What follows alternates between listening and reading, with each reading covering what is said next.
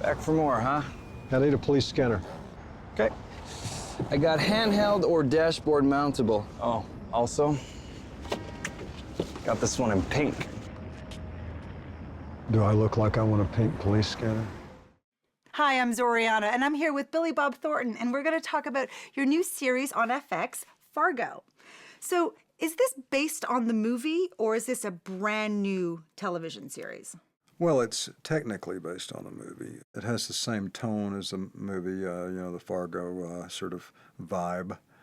But it's a new story with new characters and all this. So it's pretty amazing. Noah Hawley, who was the creator, writer of all 10 of them, he managed to capture the Coen brothers' tone and their vibe without doing an imitation of them, which was, a pretty big trick to pull off, and he did it. What was the draw to come back to television? Well, the studios are making mainly event movies, not solely. I mean, other ones sneak through occasionally, but an independent film has become sort of a place where you can't get your film financed, and if you can, they'll give you way less than you need to make it, and they want 10 movie stars in a $3 million movie. So there's this sort of middle ground, like the $25 to $35 million studio movies and the higher budget independent films, say like the $8 to $15 million independent films. They really don't make them as often anymore. So TV has taken that spot. It's exactly the opposite of what it used to be. It used to be that you didn't want to do television. Now everybody wants to do it. I mean, Woody and McConaughey did their series, and True Detective. and then Kevin Bacon and Costner and Hatfields and McCoys. did the Hatfields and McCoys, exactly. So people are finding out that if you want to do adult drama or adult humor, and by adult humor I don't mean that kind. That you can do it on television. And the thing is if you're making a movie, they want you to cut it down to an hour and 43 minutes or whatever. And here you have the opportunity to make a 10-hour movie. Now, you worked with the Coens on Bad Santa and The Man Who Wasn't There. Were they involved in this, and did you work with them closely for this? They gave the project their blessing, but they're executive producers in name only, so they weren't there when we were making it. But one of my concerns in the beginning was, do the Coen brothers like this? Are they on board? That kind of thing. So I found that out right away that they were all for it. So that was a big part of me making the decision to do it, was that they liked it. Now, your character, Lorne Malvo, he must just be so fun to play. What attracted you to this character? Did you relate to him on some level when they gave you the script, or was it just somebody who was just so outrageous that you just had to embody him? Well, I've tended in my career to gravitate toward the more outrageous characters in one way or the other, whether it's someone who barely says a word or somebody who climbs a wall. But there was something about this character that really interested me, which was that most of the time when you're doing a character, you think about the backstory and the history of the character. And, it's not that I do a lot of that, but on this character in particular, you don't really need to do it at all, because he is like this stranger, a drifter, who sort of is almost like a ghost.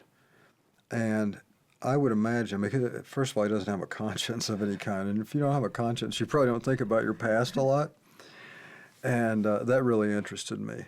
And when you're doled out the scripts, like I'm used to doing movies, so you know the whole thing at once, but we wouldn't know maybe what episode 5 or 6 is going to be, and so that was good. It's like it's always a mystery, and we didn't really know what was going to happen next. That's actually very cool how you didn't know, because like you said, most people do know. You kind of know the arc if you were to want to create one, but you were just as much in suspense as I am in watching the show. Yeah, because you don't really, in real life, you don't know what's going to happen, so it kind of makes sense in a lot of ways. But yeah, playing a guy who has sort of this mesmerizing quality where he can just tell people to do things and they do it. So looking back at this experience, do you think you'd be open to more television work, or maybe even doing some behind-the-scenes stuff with writing, being a showrunner, creating something? Yeah, it's not out of the question. I mean, certainly as an actor, if another sort of limited run series came along that was as good as this one is, I would jump at the chance.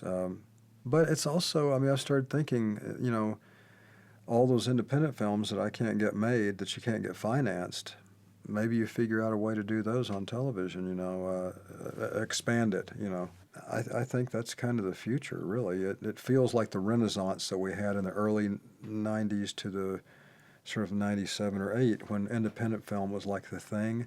Television kind of feels like that right now. I would think, and correct me if I'm wrong, that because you have an Oscar, it's a lot easier for you to approach somebody and say, give me that $3 million so I can go make my indie, or I want to go and do this thing. And I mean, there's got to be some cred that would then roll out the red carpet for you to do what you want to do. Is that a misconception? Yeah, these days. But it used to mean something in terms of getting your movie made, but these days not so much. And independent films are generally not financed by studios or production companies. They're financed by Texas oil billionaires or Russian guys or, always private investors usually, who ultimately end up in some sort of movie world. At this stage in your career where you've won the Oscar, you've written a book, you're successful in your music with multiple albums, what else do you feel like you want to do that maybe you haven't? I'll tell you what I'd love to do. I would love to, I don't have the resources to do it, but if I meet some billionaire like I was talking about and get him really drunk, maybe I can talk him into it. I would like to head up a company where filmmakers kind of own it, and they shepherd young filmmakers and actors and actresses through. Almost like the purpose of MGM back in the day when it was created. Yeah, United Artists, yeah. To like, I wish we had something like United Artists, I really do. And I mean, whether I had any part in it or not, I'd just like to see that happen. And tell me, before we finish up, where you are at with your music. Is that something that you are still pursuing, or is there more recording to be done? We probably got 500 songs that aren't even on records. I write songs all the time, and once again, we like to play college towns. We just got finished up over at A&M Studios, or Henson, it's called now, working on a new thing, and got some offers to open for people on tour this year that we may or may not do. And after all these years, I start to kind of come out from underneath the stigma about, oh, you're another actor making a record. It's like, well, I made my first record in Muscle Shoals, Alabama in 1974. It's not like I started last week. And I mean, I roadied for years and all this kind of stuff. And so, not that any of that makes any sense anyway.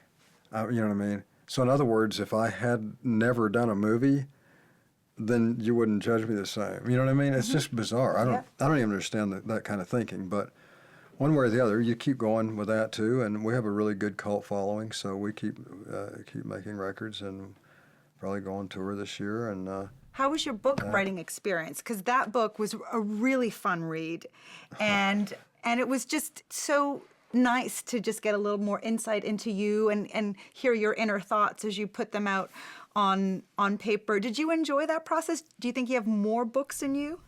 I wouldn't mind writing some fiction, I mean, I don't know if I'd write another book about myself. It was kind of odd doing it and weird going on a book tour. I didn't know anything about that stuff, but Kinky Friedman talked me into it, and I did it. And it's just kind of a funny and weird book about what it was like growing up and coming out here. And it's not what you call a regular autobiography by an actor. It's not any of that kind of stuff. Well, thank you so much for coming by. Cheers to you and all your projects. Thank you. She goes, where is it you're from, Kansas or Alabama? I said, Arkansas.